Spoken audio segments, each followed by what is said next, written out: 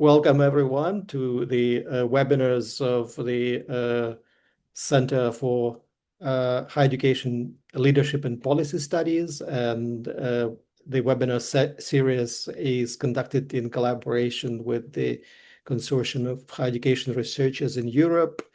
And today we have a great opportunity to learn more about the exciting theme on higher education PhD fellowship scheme.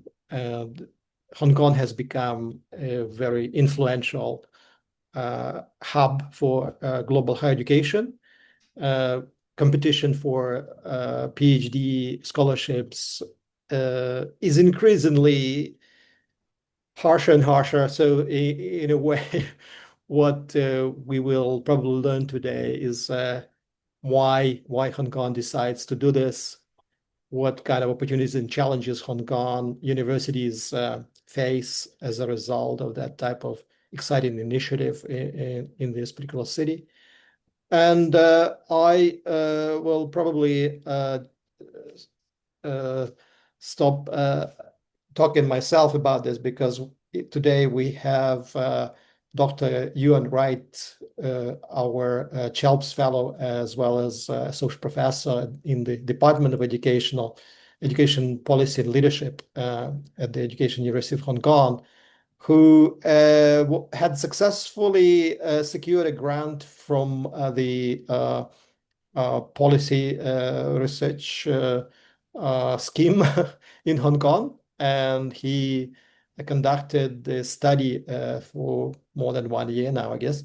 And he has been already published in some of the papers. They come out in various outlets. But today we have an opportunity to listen to his presentation on what he finds in terms of the opportunities and challenges that the Hong Kong PhD fellowship actually creates. So Ewan is a scholar of higher education. He had his degree, PhD degree received in Hong Kong. So he has very intimate knowledge of what it means to be a PhD student in Hong Kong, what it means to be a PhD supervisor in Hong Kong, what it means to achieve much more after you complete your PhD in Hong Kong. So Ewan, without further ado, let me just switch the roles in this way that you take the virtual floor, give us a talk, and then we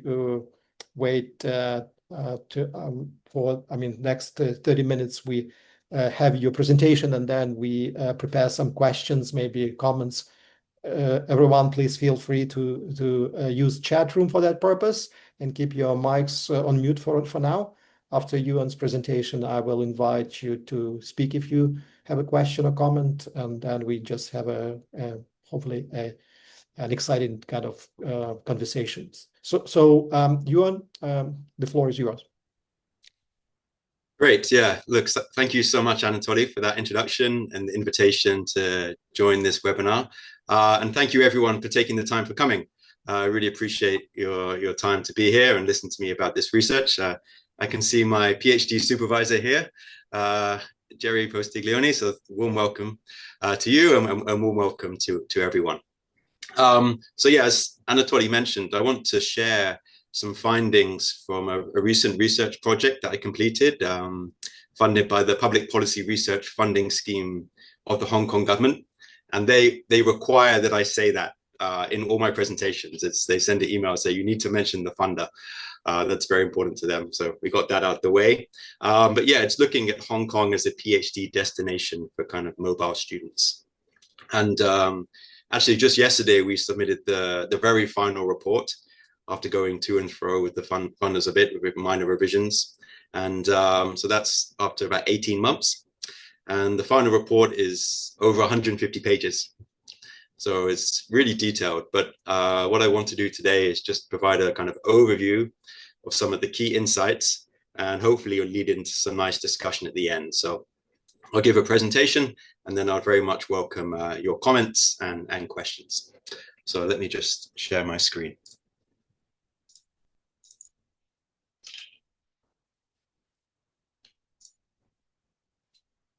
Okay, there we go. Can everyone see that?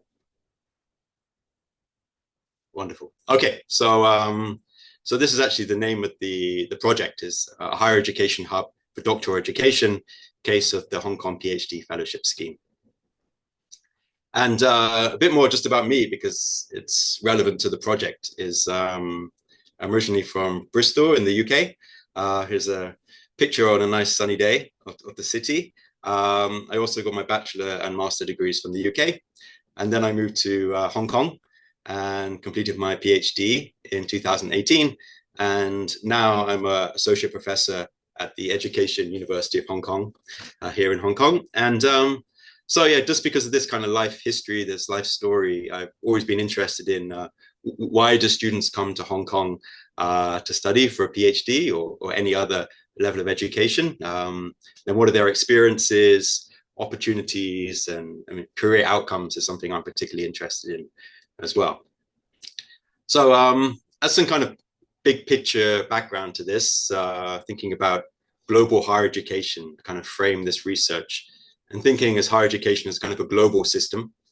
Of course, within countries, we have national higher education systems with our own hierarchies and kind of issues, but then trying to think about higher education more globally, across different higher education systems.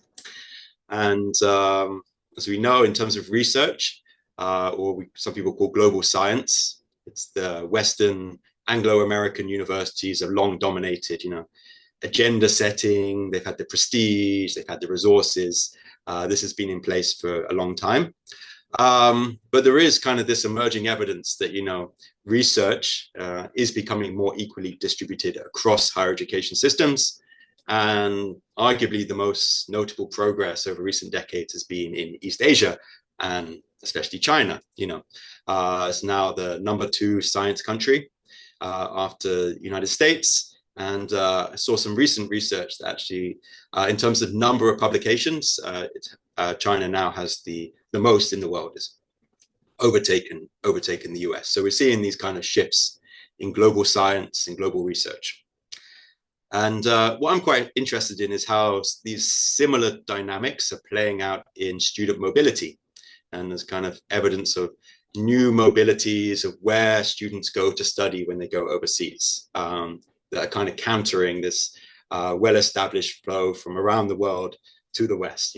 When people study abroad, they always go to the West. This is being kind of questioned and destabilized. And again, it's the East Asian higher education systems that are doing well in this regard. Maybe they have the most potential, both through inter-regional mobility. That's this study here from Chinese students going to South Korea to study, but also inter-regional mobility. For example, students from Africa moving to China for their studies. So these kind of interesting new dynamics are coming out. And I don't need to tell you about it, but this trend may accelerate because there's been a lot of geopolitical tensions and shifting domestic priorities within many Western countries. There's been student visa restrictions, funding cuts, and a kind of more general kind of anti-immigration sentiment that may potentially make places in East Asia more attractive for students, rather than maybe especially the US is particularly relevant in this regard. And Hong Kong is well aware of this. The government is trying to establish itself as a world-class education hub, attracting students from around the world. And there's huge motivations for doing this: diversify the economy, strengthen the talent pool of the labor force, boost the reputation of domestic universities, and kind of reinforce this image of Asia's world city. And you can kind of trace this back, actually. This is not particularly new. It's been going on for at least a couple of decades, but it's being ramped up now. And just a few months ago in the chief executive's policy address, they talked about attracting kind of more talent to Hong Kong, especially kind of non-local students, what we call here from the Chinese mainland and around the rest of the world. And what I'm interested in is doctoral education, PhD in particular. And I think this has quite a lot of potential. we've seen the kind of global expansion of higher education participation, the number of people going to university for bachelor degrees, which has really expanded rapidly in recent decades, is kind of gradually going on to the master level and then eventually the doctoral level. So this is more and more students are doing PhDs. And this creates a larger pool for places like Hong Kong to attract around the world.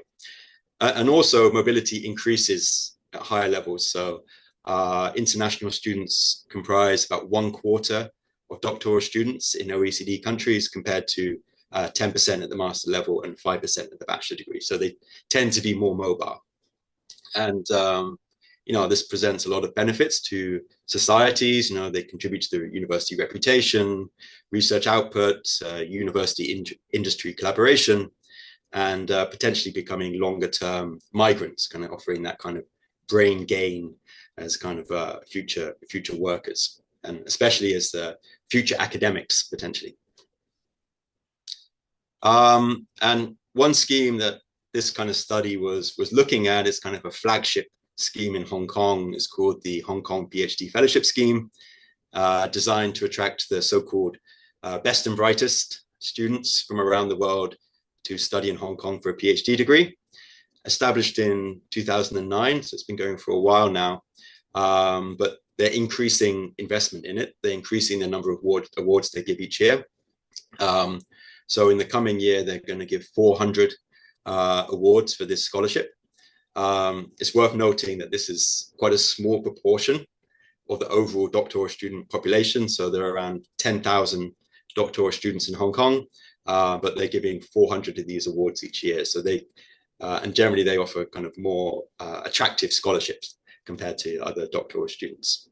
And so yeah, the stipend here is $43,000 per year, as well as a research-related allowance of almost $2,000 per year. And I put the money there because it's actually quite important. Sometimes people don't like to talk about money; it can be seen a bit sensitive, but actually, it's important to this because it can be seen as more than what other higher education systems are offering, and it shows the investment that the Hong Kong government is putting into this scheme. So yeah, some kind of big questions I was looking at with this research is, who are these students? Who are the awardees of this scholarship? Why did they choose to come to Hong Kong for a PhD? What are their experiences here? And how does the PhD shape their career opportunities? And actually, I'm not going to go too much into the theory, but as a kind of to touch upon it a bit, drawing upon two kind of conceptual tools that extended Pierre Bourdieu's work. One is Global Field of Higher Education from Simon Marginson, who looked at like a worldwide university hierarchy of elite universities globally and kind of a mass less prestigious universities globally. And of course, as I said at the beginning, within each country, you have your elite universities, your middle ranking universities, and your lesser ranking universities. But this kind of framework tried to think about it on a global scale. So typically the elite universities globally have been kind of the Ivy League in the US, Oxford and Cambridge, as well as kind of more research intensive universities in those regions. The second one is Global Cultural Capital from Kim. And they were thinking about the relative value of the qualification you earn for your career opportunities in global higher education. So you get a PhD, what jobs can you get? Can you only get jobs in your own country, or is that transferable? Is that widely recognized in other places? So I was thinking about how Hong Kong universities are situated in this global field of higher education, and what is the value of the Hong Kong PhD for your job prospects, particularly in academia. And a kind of big background to this, something we can't ignore, is this trend. This is an article published in Nature just last year, is how many PhDs does the world need? Doctoral graduates vastly outnumber jobs in academia.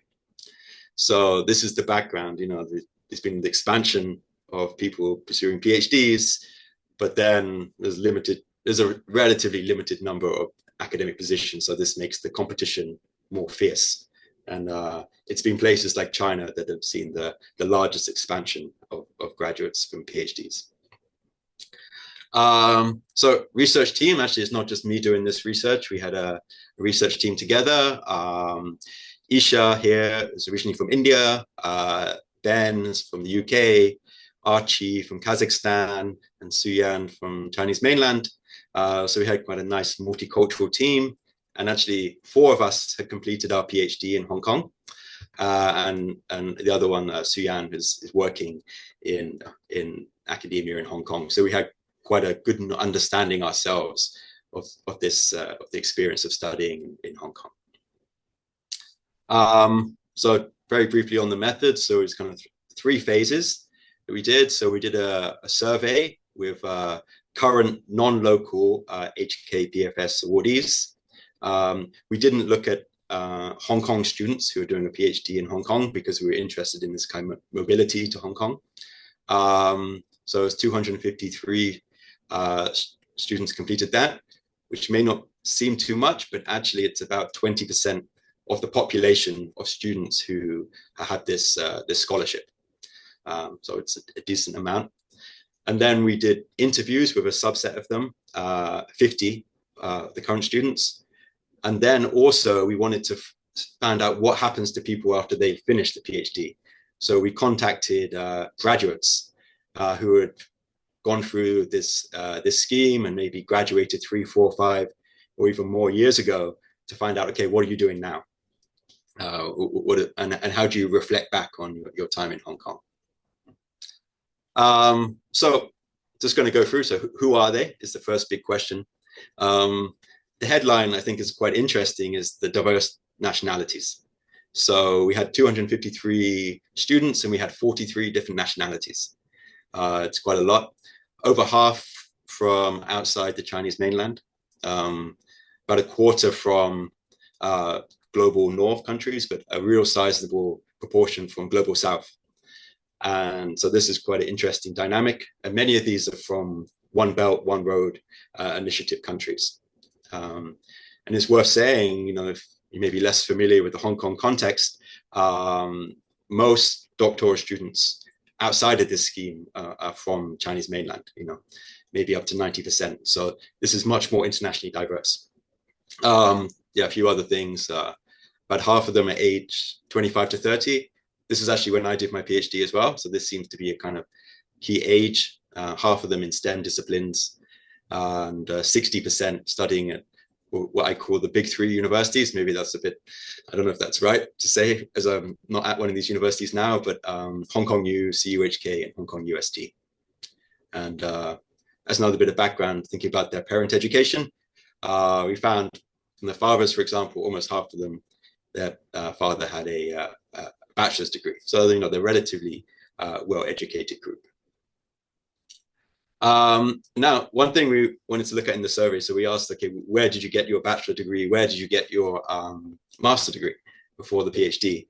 And this was the kind of finding. So actually, 44% of them came from universities ranked outside the top 500. So that's the biggest group. And, you know, but we did have, you know, 28.9 from the top 100, but a real big proportion of them came from these kind of less elite universities in global higher education. But when we looked at a bit more detail, we find actually many of them are from very prestigious universities within domestic contexts. So, you know, top universities in the Philippines, in India, in Croatia, in Brazil, in Ghana. So even though they're not at the top of the global rankings, actually they're pretty prestigious institutions domestically. And this is for bachelor degrees. But we also asked about the master degree. We found something quite interesting. There seems to be kind of upward mobility in terms of university rankings. So for master degree, almost half of them attended a top 100 ranked university. So this suggests that actually a lot of them, for when you're talking about master degree, postgraduate education, they had attended kind of elite universities in global higher education. But still, you know, there were students from less elite universities from a master's degree. And then the interviews. So who are they? And so when we talked to them, we found that most of them were actually very competitive PhD applicants. Many of them held offers from other universities around the world, including elite universities, but often with less or even no funding. So, maybe they got an offer from Cambridge or other top universities, but with very limited scholarship or some conditions attached to the scholarship, or no scholarship at all. So this was quite an interesting dynamic. Around half of them had studied abroad before, especially for master degree education. And then when we asked about, okay, why you choose Hong Kong, there was a clear distinction. When we talked to the Chinese mainland students, it was very much a first choice option in many cases. They talked about high regard for the universities, proximity, ideas of safety, and some kind of geopolitical considerations as well, that may be blocking going to the US, for example. For other students from around the world, Hong Kong was kind of a less obvious option compared to the West or within their local education system. They said, many of them described when they said they're going to Hong Kong to their peers or their family and say, why Hong Kong? Like, it's kind of seen as an unusual choice. So that's kind of breaking the mold, going off the beaten path a little bit. So this was a kind of question their decision. But the scholarship played a key role, right? Because the scholarship was higher than what many of them received from other universities. So I picked this quote, I find it a little bit funny. A student from Sweden said, let me put it this way. The main reason I came to Hong Kong was because of that scholarship. I received it, and that's all that mattered. It didn't matter where I was sent, whether to the moon or elsewhere. As long as I had that scholarship, I was willing to go. So this is the kind of the economic value is kind of seems to be attracting people to Hong Kong for this scholarship. We also looked at their productivity. We looked at, okay, we asked them how many papers you published, how many conferences you've been to, and things like that. We found actually they're pretty productive. Over 56% had published in a journal article, and quite a few had published in kind of top journals, SSCI, SCI journals. And many of them published even more, multiple papers. And we conducted a few additional analyses. One thing that was quite interesting is the university ranking for their bachelor and master degrees was not a predictor of how productive they were. It didn't seem to matter. And students outside the big 3 Hong Kong universities actually published more. So outside Hong Kong U, CUHK, and HKUST. And perhaps less surprising, STEM students demonstrated high productivity, especially in terms of a number of papers published. The interviews, so we asked about, okay, their academic experience in a broader way here. And one of the headline findings is the students perceive the academic training during the PhD as equal to leading universities in the West. They see that we're at the same standard, basically. That's how they saw it. They talked about the international standing of the faculty members, internationally facing research environment with visiting scholars coming to Hong Kong, and the high quality of other students for peer learning. Many of them talked about the real value of going overseas during their PhD for field work, for conferences, for study abroad programs. This was seen as kind of the most valuable part of their learning experience. Offering opportunities to develop academic networks in particular. And importantly, this was kind of enabled by the scholarship. They had this additional funding that enabled them to do this. At the same time, they kept mentioning how they had this idea, this sense that maybe other people outside Hong Kong, they don't see it the same way. They see it as kind of they saw it as underrated. Maybe people around the world, they don't see Hong Kong as equal to leading universities in the West as what they saw. So they had this idea that Hong Kong is a bit underrated in global higher education. So yeah, this is just one positive quote from a PhD student from Sri Lanka. It says, the academic aspects have been great. Hong Kong faculty are very high level compared to other universities in the region. Our professors usually got their PhDs from prestigious institutions globally. Like, the quality of the research is unquestionable. This is why Hong Kong University is top of the global rankings. Another side of it, so they're pretty satisfied with the academic side of it, their experience, but the social experience was something that they had a lot more complaints about. And they talked about this at length. So they really felt it was kind of underdeveloped in Hong Kong, especially for international students. They discussed, Hong Kong is a safe environment. They felt safe here, and they had that kind of financial stability from the scholarship, but that had a lot of concerns as well, particularly about this idea of this fast-paced, competitive academic culture. Many of them felt a lot of pressure, and they felt that this kind of adversely affect their research quality, academic development, and well-being. It's kind of very much pressure just to work fast, publish more. They felt this sense of stress from that. They also felt a limited integration to student communities within universities on campus.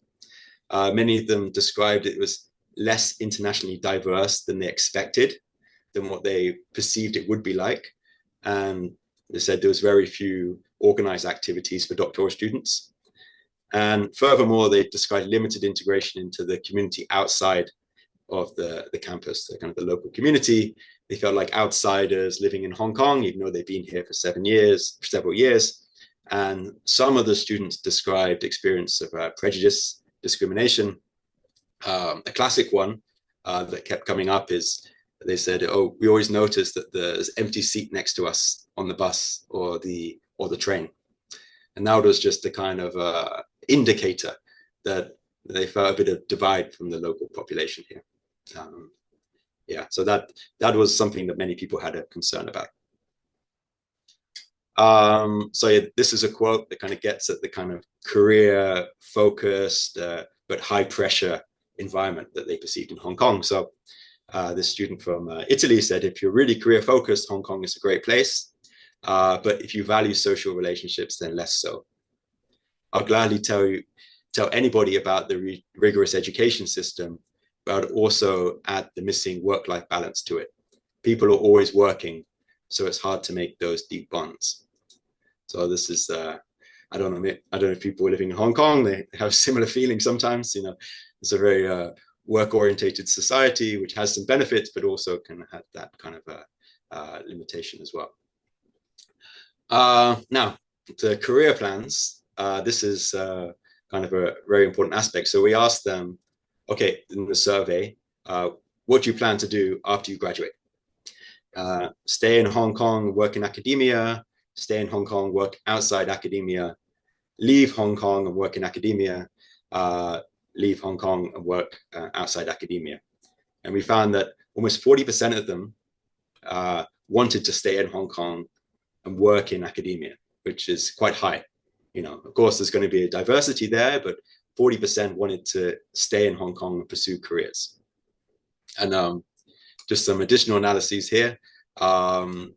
The students from the top 100 ranked universities for bachelor's and master degrees were more likely to say they want to leave Hong Kong for academic careers. So maybe they saw themselves as more competitive. They can go anywhere because they have those prestigious credentials.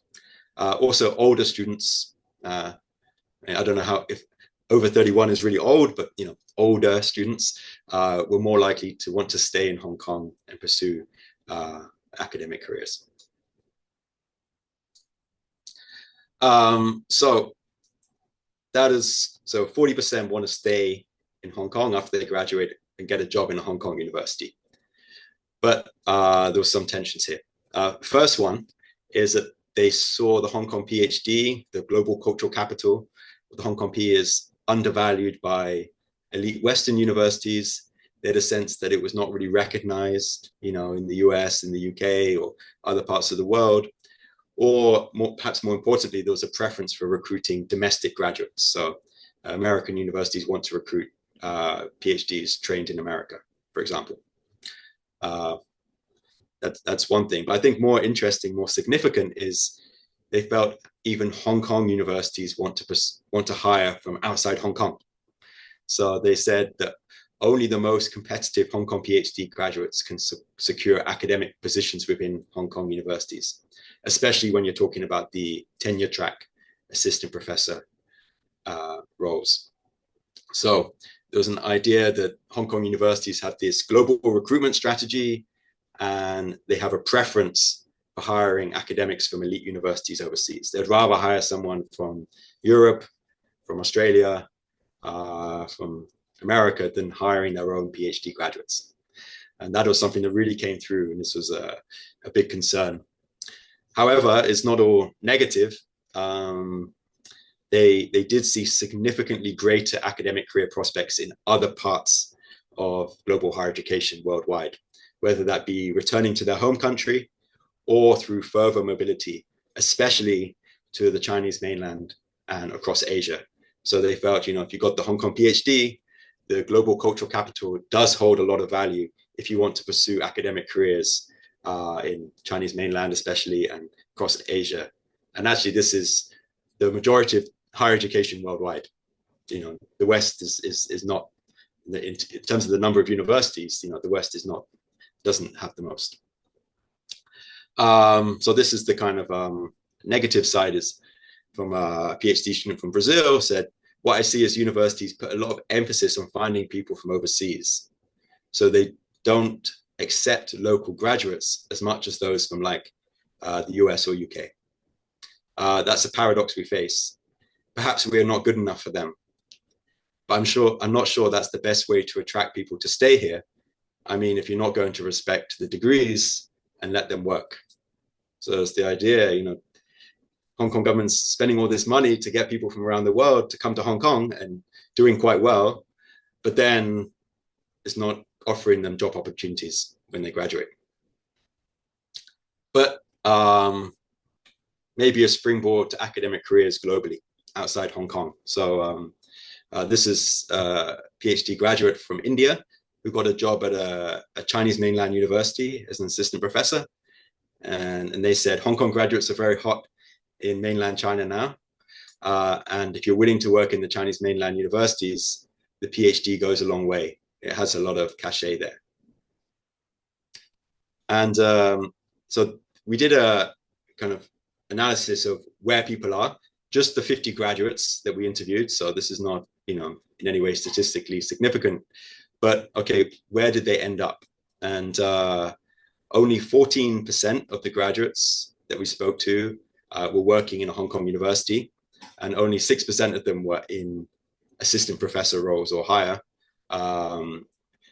More of them were in kind of postdocs level. So that's quite low when you compare it to the 40% who said they wanted to work in Hong Kong. There's a drop off there. But, positively, if we look around the world, was more than two thirds were working in academic posts, which is pretty good. And many of them went home.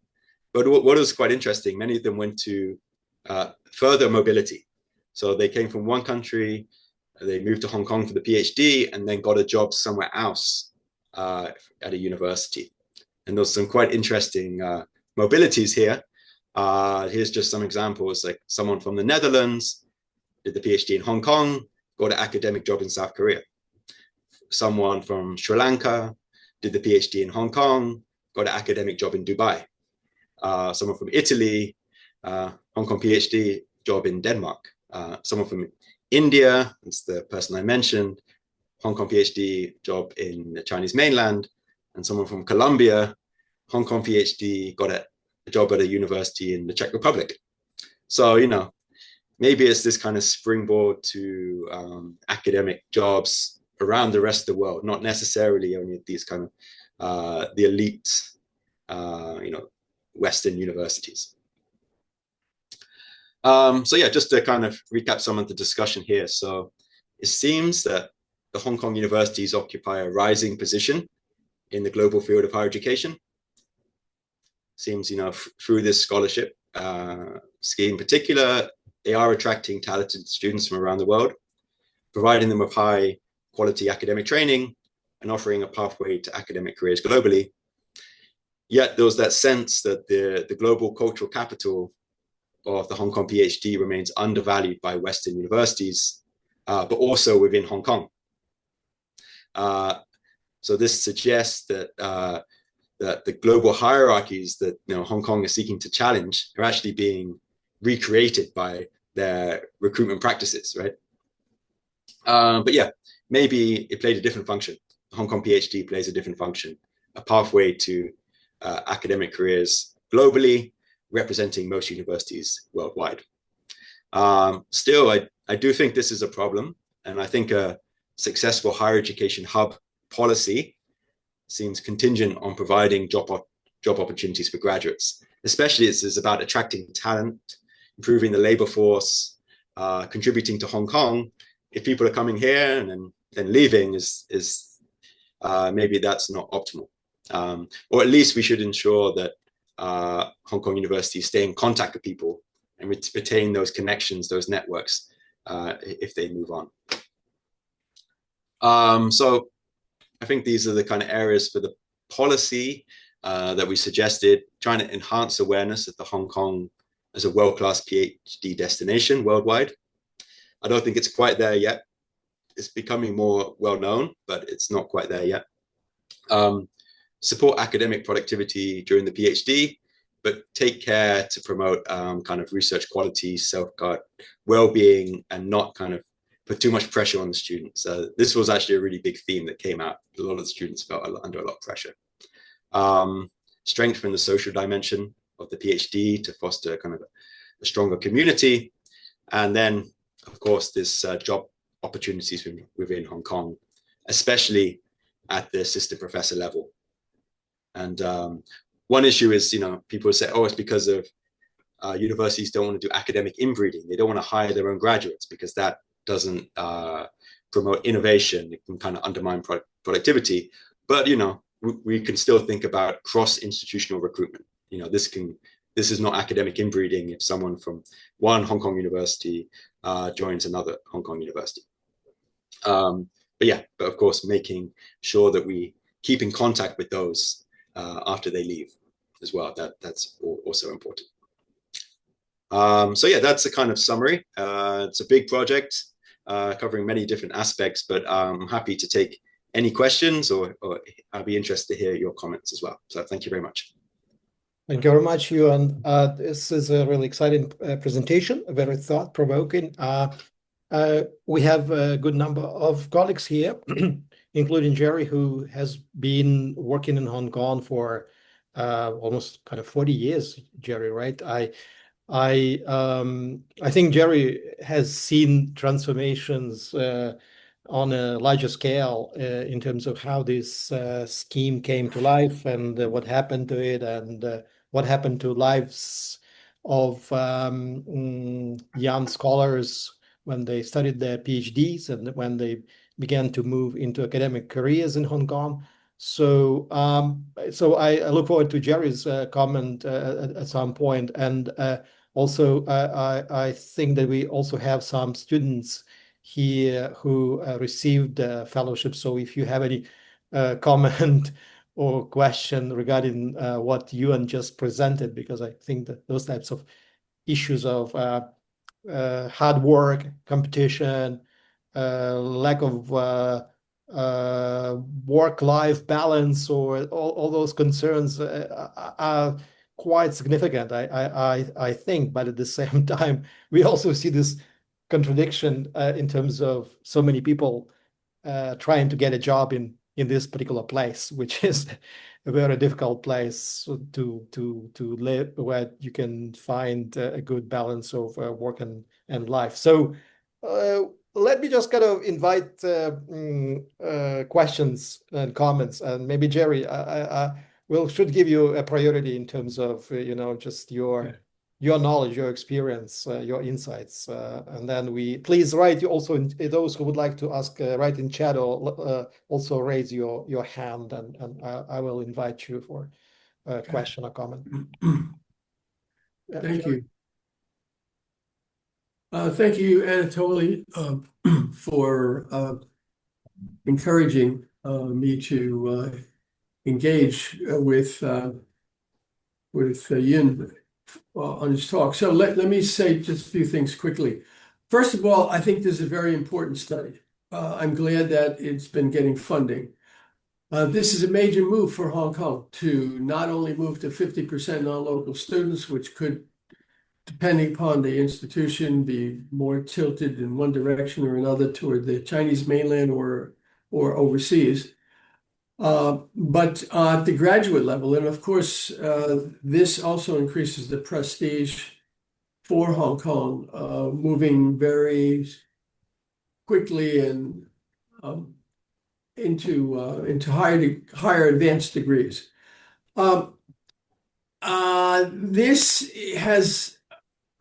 This is very important also because, I mean, Hong Kong is still trying to, I think, to find its way within the region. Now, the Chinese mainland is not sitting quietly there in terms of its own planning for the future. There is an effort, which is a continuing effort to bring foreign students in. The target for the mainland to bring foreign students in was something like 500,000, and they've only gotten about halfway, but they are able to absorb a large number of students. But however, what they're doing now is they are becoming much more particular about who they recruit. They're basically using examinations, and they want to recruit talented people in the STEM fields. And so my question is one which looks ahead, and it looks ahead in a way that Hong Kong is going to be doing pretty much what the mainland is doing. And the Hong Kong's traditional strength has been in the English medium higher education, but the Chinese mainland is now going into both English medium specializations in the STEM fields and Chinese medium. So the question is about competition with the mainland. Of course, as you know, the rankings of the mainland universities have gone beyond the universities in Hong Kong, some of them, and that will continue to happen. And the second part of it, I wonder about, Yoon, is I look at the mainland and its view toward the Belt and Road countries, toward the Arab countries in the Middle East, Africa, the future, and I'm thinking, are we seeing the U.S. and Europe, 30 years ago, moving toward mass higher education, more doctoral programs, and brain drain? Is there, in order to afford, and I mean, there are scholarships for doctoral programs, but with doctoral programs also come undergraduate programs. You don't have one or just doctoral programs, and you're not expanding the rest of the undergrad system. In short, are we in Hong Kong, together with the mainland, going to be producing a brain drain? We're going to take the best students from the Belt and Road countries, the middle-class students from the Belt and Road countries, and as you say, Hong Kong is not providing jobs for them and so on. But as you know, the demography is such that by about 2035, both in Hong Kong and the mainland, more so the mainland, the population decline will open up jobs. So I'm sorry I'm so long-winded, but I think you get the general idea. Yeah. Thank you so much for that. Yeah, that's really great. I think just pick up on the idea of Hong Kong competing at Chinese mainland. I don't see it exactly like that. I see it as the shift is really from the West being seen as the gold standard. That's where everyone needs to go. If you want to get quality higher education, you want to train for your PhD, go there. That's being disrupted, and East Asia is rising. And China in particular is leading that. And Hong Kong is part of that. Hong Kong is part of that shift. Hong Kong is part of China. Right. And the Hong Kong universities are the most internationally facing, in terms of the staff, in terms of the students. So they had that kind of head start. I mean, this maybe, you know, the mainland Chinese mainland universities are catching up very fast, but Hong Kong still does have that legacy, as you say, the English language, the kind of more international history. So I think it's one aspect that's part of the transition from the West is always the best to the rise of China. And Hong Kong is part of that, rather than necessarily seeing as a competitor. Yeah. Yeah, I was just going to add to that. That's true in terms of we're very international and in terms of the staffing and so on. But China's wants to head that way, and when they do things, it happens pretty quickly. And their scale, okay, Yeah. we're pretty small. What Right. they have to do is make little, start to hire a few thousand international scholars. For example, they just attracted the Nobel Prize physicist Giorgio Marini to Zhejiang University, and once they start recruiting Nobels, other people are going to say, China's just recruiting these Nobel. Well, we should take a look at that. Hong Kong has one Nobel. Yeah, China has one now too. So I guess what I seem to have learned from the last few decades is it's pretty unpredictable what's going on up north, and it's not. Yeah, I mean, this is speculation. It's the north. I have your point. I think it would take longer. Yeah, you're right that the traditions here and the reputation of the universities for internationalization. Um, yeah, yeah. So I get that. Okay. Thanks for answering that question. Thank you. Great. Yeah. No, thank you very much. I can see several questions in the chat. One is kind of a clarification question from Paul Gibbs asking about the percentage of those who actually got jobs in academia. You mentioned 80% of them seek academic appointments, but do you have a data do you remember the data?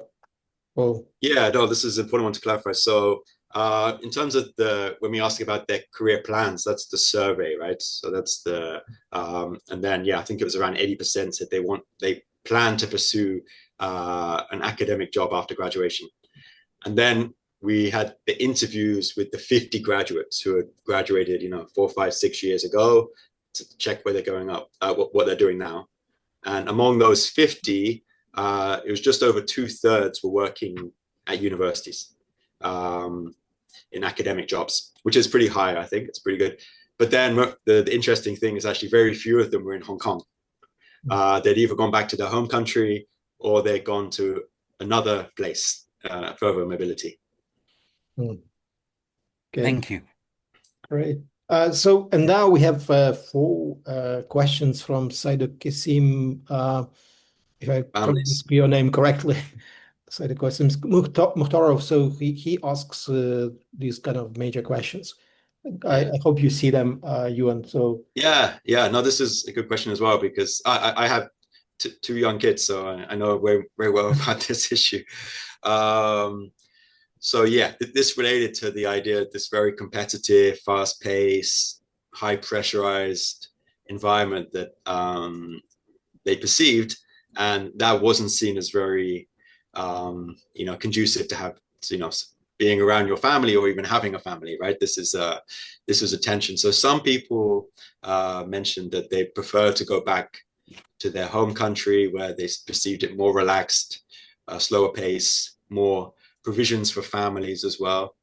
But they say that, but then as Anatoly said as well, Hong Kong is still very attractive to a lot of people, and that's why a lot of them in the survey said, yes, I want to stay in Hong Kong and get an academic job. This was seen as a very kind of vibrant environment for research, internationally facing, lots of resources as well for grants and things like that, which is not the case in other places. So yeah, this is the tension. It was something that was repeatedly mentioned, but still at the end of the day, a lot of people said they still wanted to stay in Hong Kong.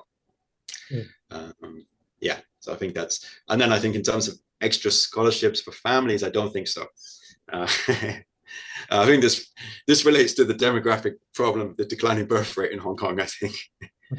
Yeah. Yeah, right. So families are still an issue in for many young scholars, and even when you join the assistant professor's jobs, it's still kind of the same challenge remains. Whether you're a PhD student or you're assistant professor, associate professor, family is your own business in some ways. Okay, we have a question from Lee Kaya. So she's Hi. Yeah, no, I can see it. Yeah, just I don't know if you want to kind of clarify the question yourself. Or... Yeah, thank you. This is very nice. Kind of, it pinpoints what I'm trying to say. It gets at it very well. Chicken and egg kind of situation that in order to improve Hong Kong universities, to improve their reputation, they want to attract talent from around the world, especially for the jobs. But in doing so, they're devaluing their own graduates, and therefore perpetuating the status quo. Yeah, that's a very good way of putting it. Yeah, that's it basically. Yeah, that's the tension. And please. And in a situation like this, there's a reason that this is called dilemma, and it's particularly because what the solution is unclear here. Yeah. And yeah. Anyhow, sorry. Yeah, no, it is unclear, but I suppose what I think, if it's education hub policy should be not only just inviting people to come to Hong Kong and then leave. I think, the whole strategy is about getting people to contribute to Hong Kong over a longer time. So if you want to develop an education hub, you want people to come here, then from around the world, then you need to offer them opportunities. And that then, I think they felt there's a bit kind of a colonial mentality in a lot of the universities, like that we always need to look to the West to recruit. This needs to be broken down, I think. Right. Thank you so much. That was very interesting. Thank you. Okay, and I see the hand from Yin, our PDF. Yin, please. Hello. Hi, Ewan. Thank you very much for such informative and fascinating study. I learned a lot, which really, really benefit for my current ongoing pilot study around non-local student recruitment.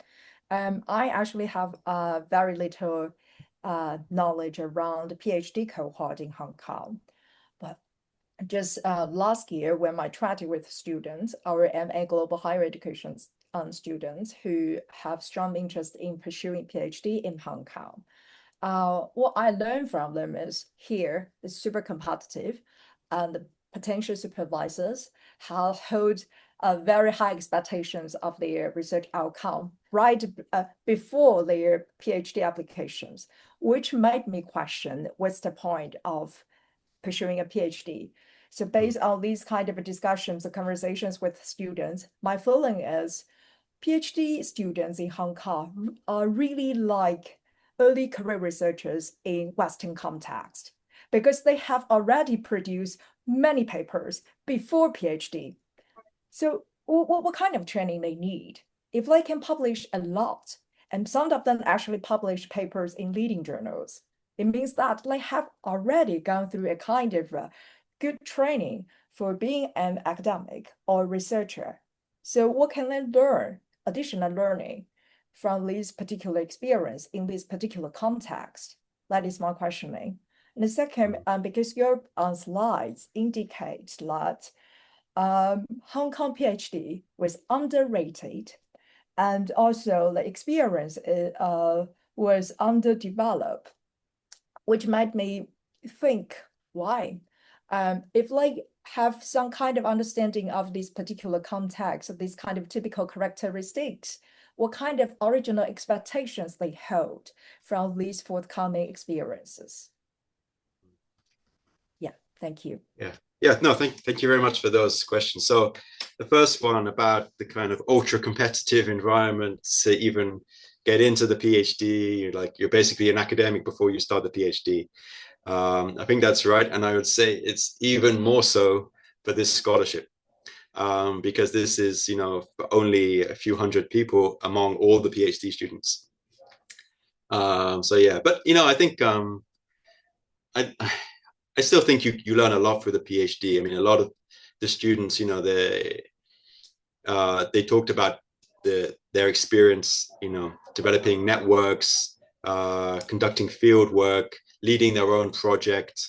So yeah, even though some people may have kind of a bit of experience in academia before the PhD, I think it's still a very important kind of stepping stone to getting the job. But it's very competitive, and I think it's to be blunt, it's even more competitive for students from Chinese mainland because there's so many applying to Hong Kong, because it's seen as, this is a very kind of first choice option for, if you're from Brazil or from the UK, maybe, you kind of have an advantage because you're kind of, your background's a bit different. So when they're trying to internationalize, that can be easier. And that's unfortunate in some ways, but that's the reality that I see.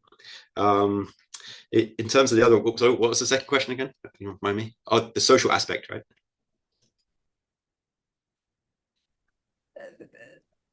I forgot it. Okay, I think it's about the social. So actually, one thing I didn't mention here, actually, because I didn't want to spend too much time. We did another study, a side comparative study in the UK, smaller scale, and we did interviews with students at a UK university and a survey as well, and they talked about the social experience being very much more advanced. Lots of activities. They felt very much part of an international community, many more international students on the campus, and they felt this was much more kind of developed. So that was the kind of comparison point. Yeah, so I think Hong Kong needs to do more in that respect. So it's not just about bringing people here, giving them high quality academic training, but it's making them feel part of that community is something that's important. Thank you. Super helpful and useful. Thank you. All right. Okay. I'm afraid that we are running out of time, so we're approaching the kind of the limit we have for this particular webinar. But I know that Ewan is working on new publications, so we look forward to reading more insights from your research. It really looks very interesting. Besides, we will have several policy dialogues on campus based on this particular study and themes related to this particular issue. So we look forward to having more these types of discussions on campus. Those who can join us on campus at EdUHK, please do so. And also, I want to thank you all for your participation, your questions, comments, your insights. We look forward to a continued conversation on the issues of global higher education. So please stay in touch with us.